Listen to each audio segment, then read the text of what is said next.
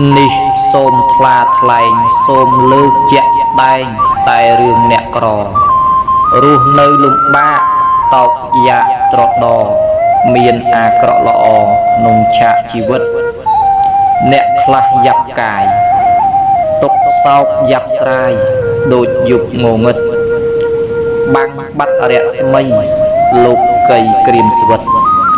ហាក់ទូនខ្លោចចិត្តអាណិតអ្នកក្រខ្លះមានរូបកាយស្គមស្វិតខ្វល់ខ្វាយសាច់ខ្មៅមិនសកូនច្រើនរហំត្រាច់ត្រំអង្វររោគអ្នកចិត្តល្អផ្ដល់ក្តីមេត្តាខ្លះប៉ះអ្នកបុណ្យទុកសោកជាប់គុណហាក់ប្រែស្រស់ថ្លាតែកម្មកោងកាចប្រែអាចខ្លោចផ្សា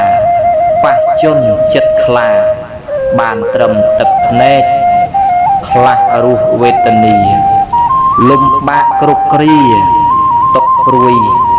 បែកមែកផ្ទះខ្ទមកំសត់ជូរចត់ទឹកភ្នែកឃើញគួសង្វេគគួអាសូរក្រៃជញ្ជាំងលំហដំបូលលំអផ្កាយរះយប់ថ្ងៃទ្វាស្វ័យប្រវត្តិយ៉ាប់ខាត់ជើងដៃមិនបាច់រុញវាយចូលដោយងាយស្រួលស្ដីពីមហូបបាយដណ្ដើមប្រញាយ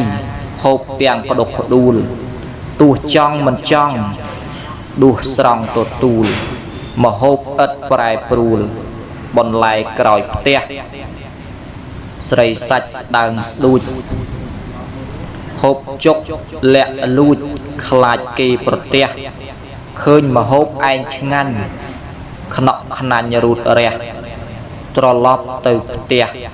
មិនហ៊ានមកក្បែររឿងមានជាក់ស្ដែង